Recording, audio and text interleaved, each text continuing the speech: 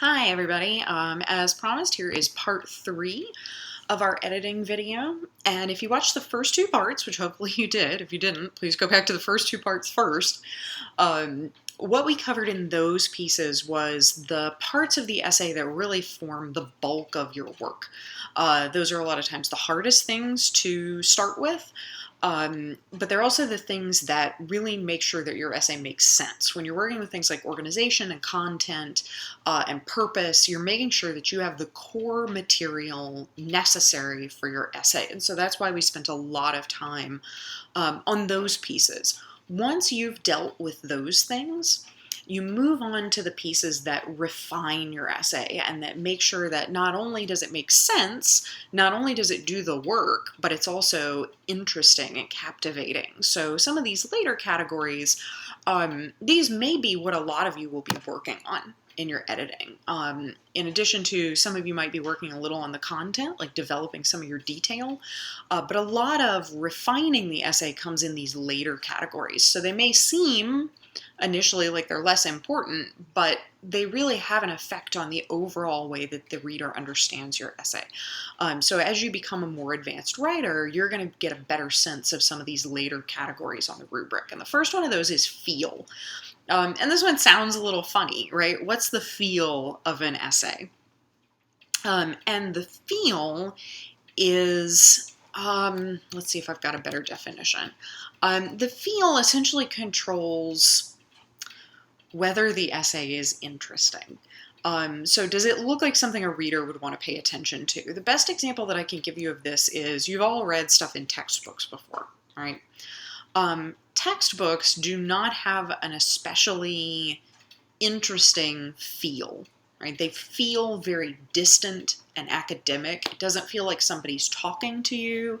It doesn't feel like somebody's necessarily engaging directly with you. It feels like they're trying to get across very dry, definitive material. So that's kind of what the feel of the essay is. It's like the atmosphere. Think about if you have the feel of a room. What's it like to be there? Is it interesting? How does it make you respond? But I have some general tips about the kinds of things that affect the feel of an essay, if you're having some trouble understanding exactly what that means.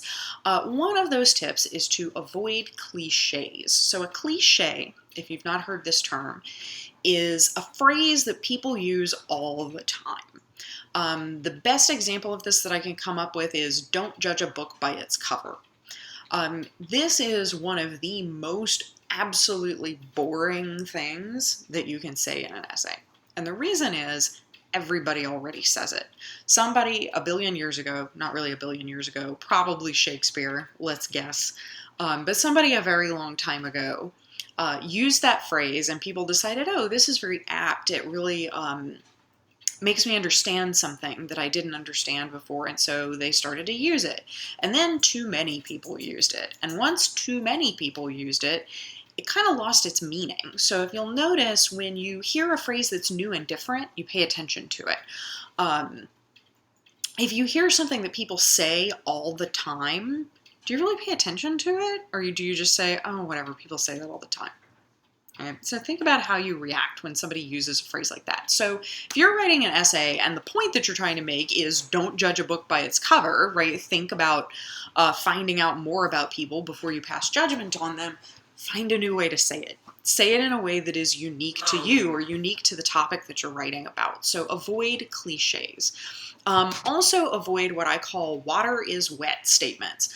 Water is wet means you're telling me something obvious, something I already know.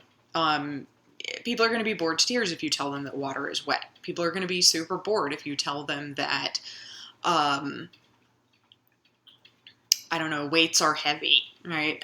Something that's really, really obvious, you don't need to tell it to me. Don't bother.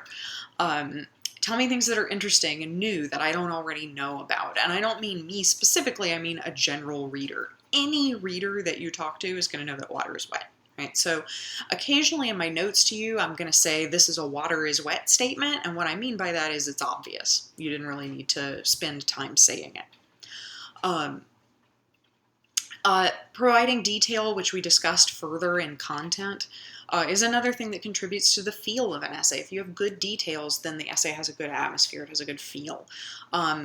Provide examples that are appropriate to the topic and that are specific and unique. So one of my favorite things is when you use examples from your own life. And the reason for that is it's unique to you. It's something only you can provide. And then don't be afraid, like I said just now, to add your own knowledge and experience. So use your own voice. Talk about things that are actually interesting to you. And that will change the feel of an essay. It'll make your reader feel much more comfortable with you and with the things that you're talking about. The next thing is tone. So for college papers, number one, your tone needs to be professional. So you don't want to be too casual, right? You're writing an academic essay. So you should be using professional language, not use too much slang unless you're in a narrative and it's in quotes and it's something that someone else said. Otherwise, use more professional language.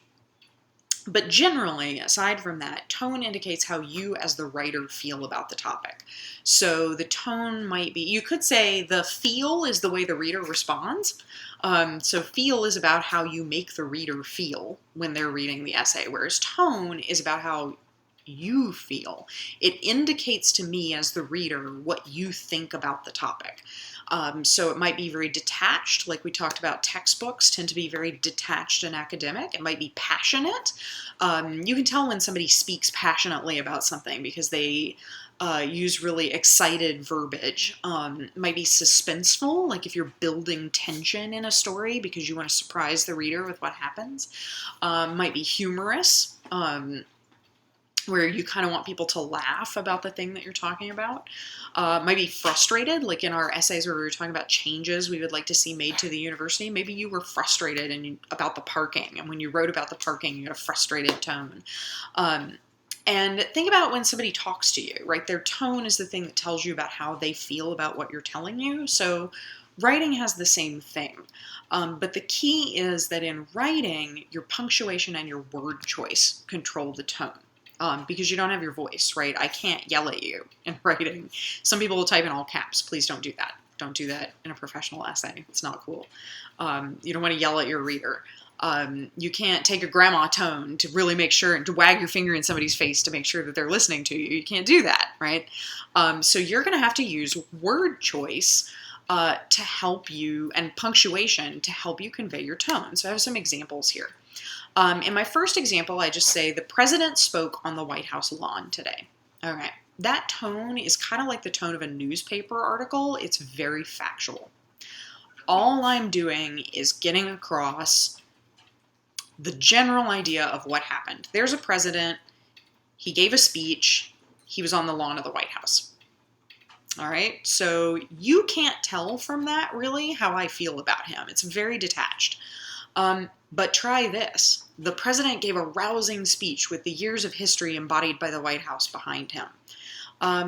In that case, I changed some words around. I said rousing. So instead of just he spoke, which is very like, there he was, he talked,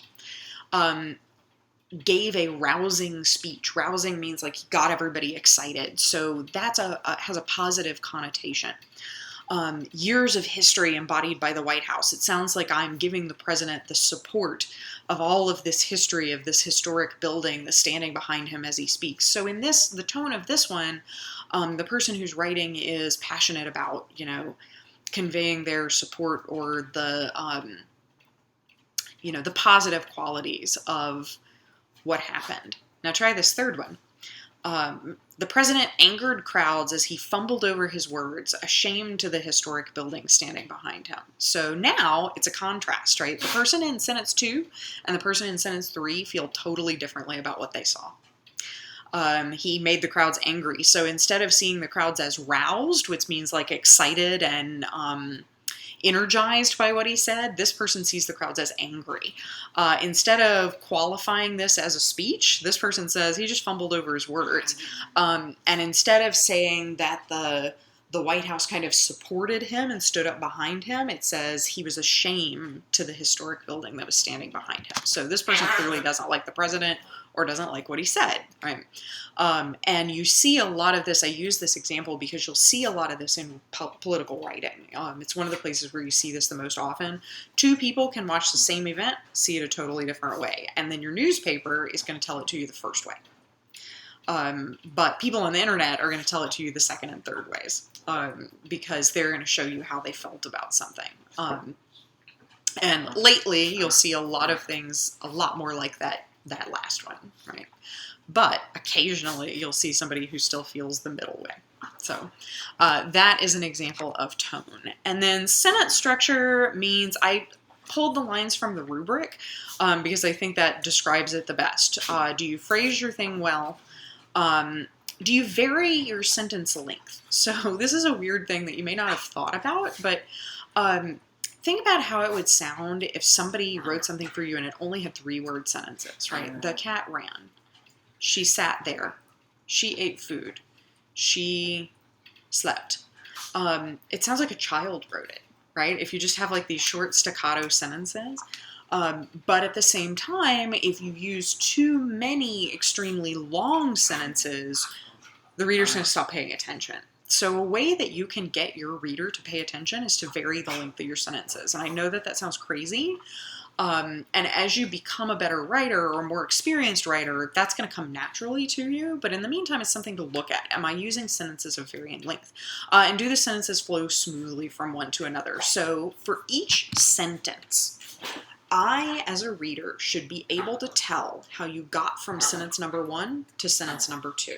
There should be a relationship between absolutely every sentence in your paper, and I know that that is frustrating, that you're not used to thinking of it that way. But try it out. Take one of your paragraphs and say, how did I get from sentence 1 to sentence 2?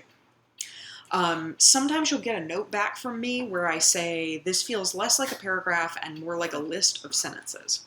And if I say that to you, it means that I don't understand how you got from one idea to the next. How are those sentences all related to each other? And you can use transitions to do that. And if you're not sure how to do transitions, I highly recommend you can look through your textbook. But also there are some great little helpful videos online about how to do transitions that I think are useful. And I'm going to go and come right back when I get my dogs to stop barking.